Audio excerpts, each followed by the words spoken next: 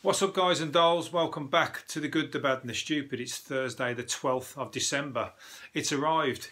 It's voting day. It's the eve of something very important.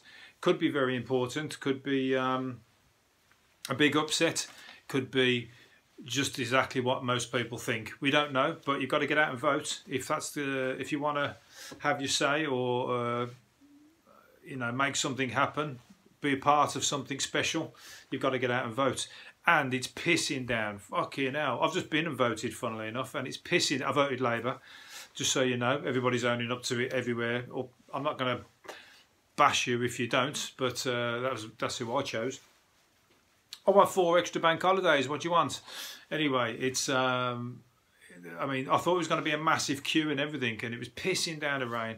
And I went down there. Luckily, there was nobody there. Everyone was talking about this big rush. Everybody, the whole country's going to get out to vote. There was literally nobody there. I walked straight in. I was the only one. One woman walked in behind me with a dog.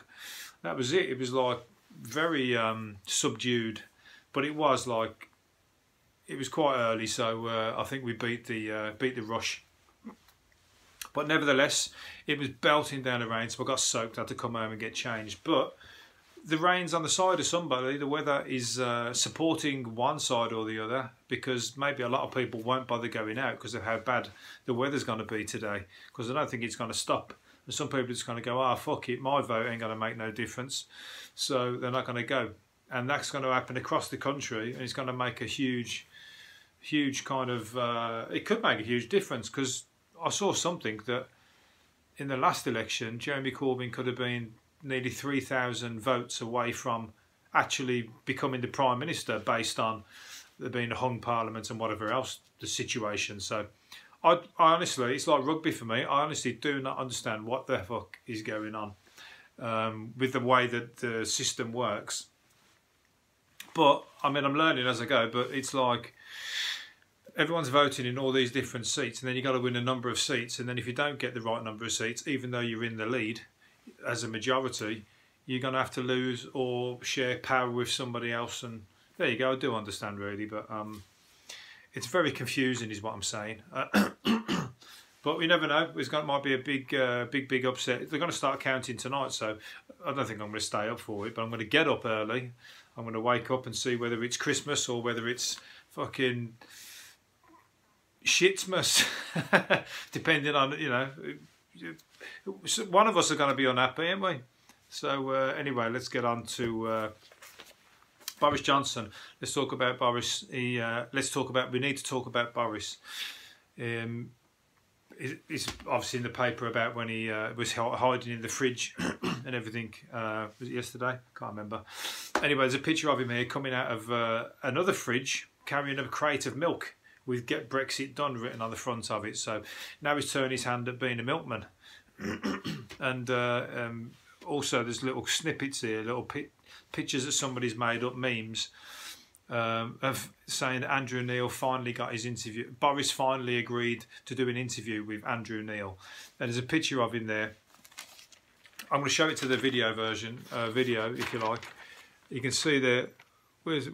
You can see there's a picture of Andrew Neil down, down here. And he's sitting there. You can see there the little Andrew Neil. There's a big one of him there, and you see him sitting talking to a fridge. So that's really clever. It didn't really work. You can't really see, can you? And then there's another one with a fridge at the ballot box in Parliament, as if he's talking across the house. So fucking brilliant. Some of these people are like. It's great if you can make money out of doing shit like that, because they just get sent around pretty quickly. If you've got to be on the ball, don't you? Make one straight away. So anyway, there you go. He's a milkman. He might be a manager of. He might be applying to be a manager of Rumbelows tomorrow if he doesn't get his way. Because I think he said he was going to resign if he didn't get the majority. But we'll soon see, won't we? Speaking of, well, let's talk about English history now. Well, there's a lady that's named her 2 twins, Ronnie and Reggie. She's had two twin boys, and she's named them Ronnie and Reggie because she liked the names. And then somebody asked her whether she'd named them after, because she said she doesn't even know who Ronnie and Reggie is. She's too young. She's 27. Well, she's old enough to know have heard of Ronnie and Reggie Cray, but she's never heard of them. and she's English, so there you go. It doesn't really matter anyway. They're good names, aren't they, Ronnie and Reggie? It's funny because my middle name is Reginald, so Reggie, right? And then my mate's middle name at school, his middle name was Ronnie. So, but we both was embarrassed about our middle name. Well, I was embarrassed. I never told anybody about my middle name for ages. But now I actually like it. When I was a kid, because when I did tell people, they took the piss out of it. So I thought I'll keep stum on that in my next school. I ain't going to be telling in the senior school everybody taking the piss out of me, calling me Reg. Because you got Ronnie and Reggie, but you've also got Reg off Coronation Street and shit people like that, and yeah. So anyhow, yeah, the good names. I think they're back in fashion now. All the old names, Alfred and Alfie and all that, isn't it? Ronnie, Reggie. Who's Alfie? I was going to say who's the Michael Caine character, but it was Alfie. So yeah, all the old names like granddad names are all coming back in fashion now. I think Paul and Wayne, like my name. Paul, Dave, all them kind of things, they're all going out of fashion.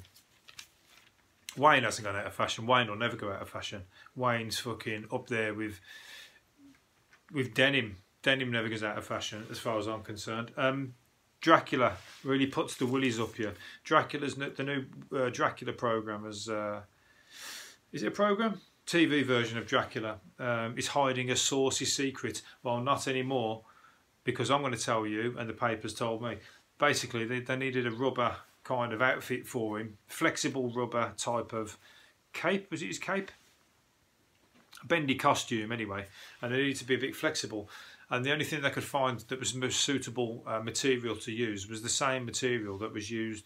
It's called fleshlight material. It's called fleshlight, and it's what's used to make dildos and to make vibrators and whatever. So they melted a load of dildos to make Dracula's outfit. So there you go. It's basically a load of melted, bendy fucking cocks, basically. So when you're watching, that's what you'll be looking out for now. So you can see the shapes. It's like a jigsaw of dildos to make Dracula's cape. Anyway, he's a saucy. I don't know. I haven't got time to read it, but Dracula in the Gary Oldman film, he was like sex mad, wasn't he? He was like after all the ladies and whatever, and all the ladies were after him to their demise. Well, they had to stick around for a while, a few thousand years, because he turned them, didn't he? Anyhow, I like the old Dracula film. I'd really like to go to Transylvania. That's one that's really high on my list of places to visit. So maybe this time, well, not this time next year, maybe sometime soon I'm going to get over there. Before the Euro, before we get Brexit done and I can't have to get a fucking visa and all that bollocks, I'd like to go beforehand. So we might not be getting Brexit done, we might have to have another referendum. So watch this space, we'll know tomorrow. Millennials are losing the ability to tell the time on analog clocks. I've got another frog in my throat today. Millennials are losing the ability to tell the time on analog clocks because they're so used to smartphones and smart watches and whatever they're called. They don't get, they forget how to use, and then they expect us to take them seriously with all their gripes and their fucking moans about life and situations and whatever, and they can't even tell the time. So if you can't tell the time and you can't tell your shoelaces, I'm sorry, but you can't tell us that something's offensive either, because we're not going to listen to you until you keep up with what is at least the basic normal that every man should have. Then you're still a child and we're not going to listen to you. There you go, I've said it for everybody. Get practicing, otherwise you're going to be late for everywhere. I mean, I'm late for everything, so I know how to tell the time, but I don't know how to organise my time properly. You know, if I could walk out the door here well in time to get somewhere, I'll still turn up 15 minutes late. Something will happen. Like forgetting something and have to come back, and because I rushed out too quickly in the first place, thinking I was going to get there on time. Catch 22. The dawn of speech can be traced back 20 million years, at least 100 times further than thought. Researchers say our ape-like ancestors were capable of producing contrasting vowel sounds, a key element of language. They found having a low voice box enabling more space for the tongue to move is not uniquely human. I don't know, I haven't had time to read all that. I think I need to know the whole lot of that information. I'm going to leave myself looking a bit short here because, but basically, of course, well, they had to communicate all the way back then, didn't they? So maybe they sounded like Brummies when they're talking about how they first developed their sound, how to talk. They've got that monotone sound like I've got. But it'd be mad one day. A chimp is going to sort of start. It's going to be the start of the Planet of the Apes. One day a chimp's just going to start going, you know, mama or dada or something like that, and the situation is going to start. I'm sure they've been trying to teach. Who was that ape? There was a big ape, and he could talk with his hands and everything. Anyway, he could communicate, and he could do stuff with his lips and whatever. Oh, Bolo was it? He died recently. Oh, he was really old as well. He lived a long life, but. So we went far off. So they started off as apes, then they started to talk, and then they sort of evolved into us now. Then we're going to slowly evolve back to the apes. Or the apes are going to evolve and we're going to fucking die out because we've fucked it. We've fucked the place, and the apes will stick around because they're still in the jungle and they're not in the cities. They've just been destroyed. And then they'll start talking and it will all happen again.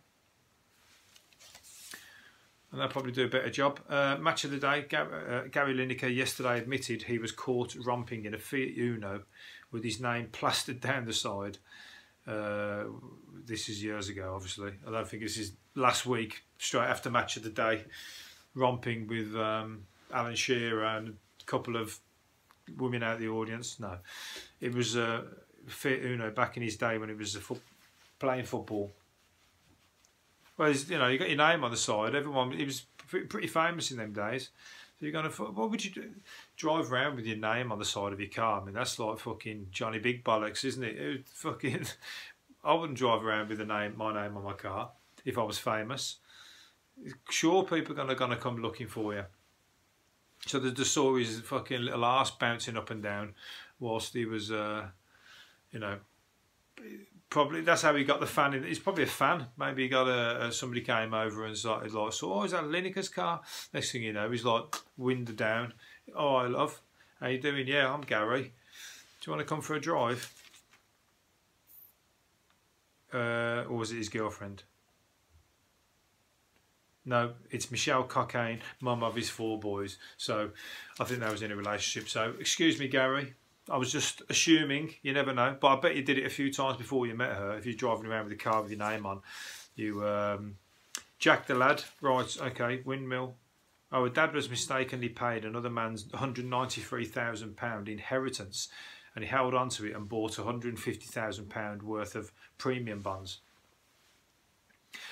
All right, they're pointing out that it's somebody's inheritance, so they've made it look really bad, but I don't think he knew that it was somebody's inheritance. He just got 183 grand pumped into his account, and he's gone. He's done a clever thing. I mean, I don't know how it all turned out in the end, but you could take that money, invest it like he did, and then maybe, hopefully, turn it into more money, and then give them the money back. Well, you know, when they come looking, where's the 193 grand? You could go, yeah, there's your 193 grand. But sound, I've just doubled my money, fucking put it in an investment fund. So that's what he's done with the premium bonds, I think, unless he's just got like for like, you know, he's just trying to hide the money. But that's a good thing. If any money ever comes into your account, which it will never do to me, but because money only ever goes out of my account, never comes back. Fucking, if it does come back, it's out like, it's almost like, it's like a tennis, you know what I mean? It's like, you'll come in and bounce straight back out. Anyway, 193 grand, you could do a lot with that and you'd make some money. Then someone is going to come and say, right, we want that money back, or you're going to prison. And you go, oh, I've got it. And I've also got fucking a sombrero hat on. And I'm like doing the conga because I've just made a fucking fortune off it. Don't be one of these people that blows it all and then like goes, oh, sorry, I ain't got nothing. Or you could be that person, blow it all. And then you'll probably have to do a little bit of time, maybe a year or two, and you'll be paying back like £1 a week or something like that. So there's the other option. So you've got 2 options. Take your pick. Which camp you're in. Which one you got the minerals for. David Bellamy's dead. sad times. Nobody was madder about plants than David Bellamy. He was a madman and he was mad about plants. He was fucking never understood a word he was saying, and he had a spitting image puppet named after him. That's what a character he was. Because anybody that was a character or had standout features or caricature, or you could caricature, there was a spitting image puppet of him, wasn't there? And he was like, I was going to try and do an impression of him then, but I'm not. If you've never heard of David Bellamy, you'll have to Google him. And he was like, ooh, I'm going to try and do a little bit of an impression. He was like fucking, always like so enthusiastic about the plants, but he was almost like creepy. I mean, we used to watch him when we were kids, but he was like a really odd old man that was like so. I think his best friends were plant or trees. Anyhow, he's dead, and he died at. He's been disappeared for years, so I didn't even know he was still alive. So there you go. I've already mourned him once, and now I've had to do it twice. So sad times. There's this guy, a former baldy, looks like a new man after 10 days of surgery. He's 47. He had a hair replacement, upper eyelid lift, 2 veneers, and he had them all done in Turkey. There you go. If you want, well. I mean, it's always fucking risky, all that stuff, isn't it? Because some girls died recently having something simple over in Turkey. But he's come back. Saying that, I mean, he's. I mean, I can't show you the picture of him, but his hair don't look too. It looks like he's got like he's bald, but it looks like the hairline's starting a bit too far back. Maybe that's the photo angle. Take it from a different angle next time. It looks like you've just got something sat on the top of your head. But apart from that, his teeth look alright. Saying that, and he looks a lot better than his before photo anyway. And he's lived to tell the tale, so that's one positive story maybe to come out of that. I think if I ever had any kind of plastic surgery, I don't think I'd want them to put me to sleep. I'd want to make sure I'm alive. I'm awake the whole time. So if they start going, oh fucking hell, we've done something wrong there, what about? And I'd be like, right, get the fucking hands off me, don't touch me, I don't care. That's it, we're finished. I've had it with the what's it called, with the dental at the dental hospital in Birmingham, because it's free. It's free because it's dental assistants that do the work. And believe me, they make a fucking meal of it as well. They have the person doing the work, and then they have the guy supervising him. And if he ain't doing it right, after a while, he takes over and finishes it. Oh my God, they taught me a new. I had about 4 loads of injections and all that kind of stuff, because I kept running out of injections. They're trying to pull a tooth out, and he kept getting it wrong, so the time was running out, and I was starting to feel it, so they have to inject me again. Anyway, eventually they did it. It took about an hour, and I had to go home and lie in a dark room. My face was beat up, I was bruised to anything, so there you go. That's what you get when you try and do something on the cheap.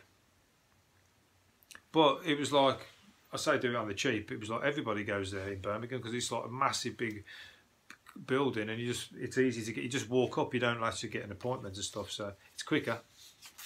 I mean, I've had good experiences there, but that was the worst one. Right, okay, where are we going? This guy's got his head screwed on. He's 24 and he's retired with £500,000 in the bank, and he's done this kind of FIRE. They call it FIRE, F-I-R-E, financial independence and retiring early. Basically, you save up all your money, and you keep reinvesting your money, or doing what's it called, compound interest. You keep rotating your money up, but don't spend a penny. And he said, like, the hardest thing was not having a Starbucks, or resisting things like Starbucks. So he was even resisting £2 coffees of Starbucks and stuff, and just saving every single penny. And bang, 500 grand at 24, because they ended up saving that much, so they bought a house. Then they were doing up the house, renting it out, or selling it. And they did that, rotated it a few times. Next thing you know, I mean, he was 19 when he started, so he's done all that in 5 years. So I might start doing it. I've done the opposite of that. Every penny I've got, I've spent. Every penny I've got, I've spent. And then you end up still in the same boat all the way along, as many of us do. But don't worry, it's only around the corner. You don't have to rely on that. You might get that 183 grand come in your bank It's somebody else's inheritance, but you know, in life there's always winners and losers, isn't there? Jimi Hendrix, there's a story that, I didn't know this, there was a story that went that Jimi Hendrix was the reason that we had parakeets, introduced parakeets into the UK, because he freed a pair on Carnaby Street during the swinging 60s. But it's bullshit apparently. They've said that that's a myth. According to scientists who have mapped decades of wild parakeets on our shores. I've never seen a parakeet in England, so where are they then? There's certainly any in Birmingham. We got fucking seagulls in Birmingham, but we ain't got parakeets. Not that I've seen. Anyway, they date back as far as the 1860s anyway, so I haven't got time to read anymore. But the Jimi Hendrix story, I'm sorry. He did a lot of good stuff. I mean, he brought a lot of back in the 60s and that, people had, it was a wild time, wasn't it? There's people buying like cheetahs and stuff from Harrods, and I don't know if they bought them from Harrods, I think they did, but there was people walking around London anyway with cheetahs and tigers and that on leads, and people had monkeys, people had all sorts of strange or wild pets.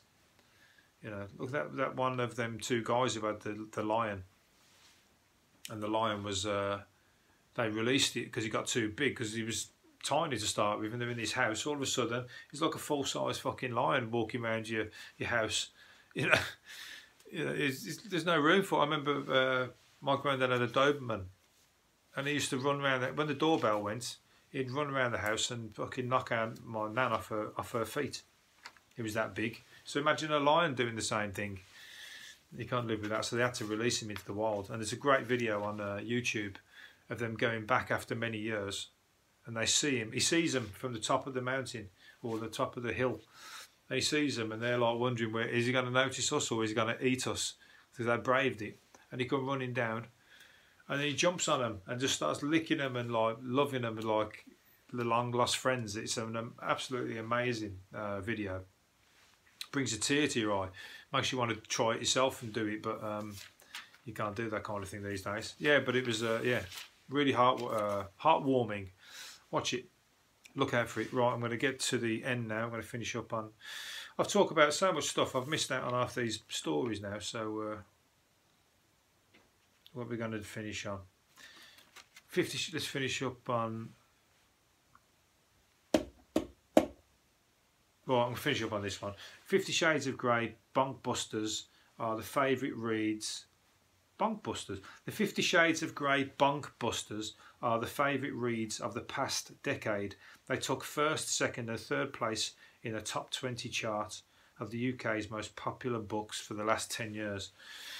It's crazy, isn't it? Because does that mean everybody that's read them are all starting to... I've not watched the film, but all read the book, so, you know... I don't need to. I'm fucking that way inclined anyway. I'm only joking. But I mean, does it mean the people who are reading them books are all starting to like take up the you know, the situations in the book, or you know, practice them out? Or a lot of times it was the bored housewives that are reading them, or the fucking the husband or whatever sits playing his computer games and eating popcorn and watching the telly and whatever. Watching Top Gear, and she's secretly reading the 50 Shades of Grey. So, you know, you can't, unless you're going to step up to the plate. If you see your missus reading the 50 Shades of Grey, then you're going to have to step up and start acting that way, ain't you? Because you can't carry on doing that after she's read that, because she ain't read them for a reason. I mean, she's ready for a reason, should I say. And if you ain't going to start, you know, you're going to have to seek, you're going to go, all right, reading that, I'm not going to read that. And next thing you know, you're going to start fucking reading it yourself, ain't you, in the other room, or when you get a chance at work, and say, what's she fucking reading in here? And then you'll have to start play acting, not telling her that you know that you've read the book. There you go. You're getting all the tips and tricks here. Right, I'm going to leave it there. Hopefully you've enjoyed it, and I'll see you again tomorrow on election day. Who's going to be the winner? Who's going to be the winners? Who's going to be the losers? We're going to find out in the morning. See you later. Bye.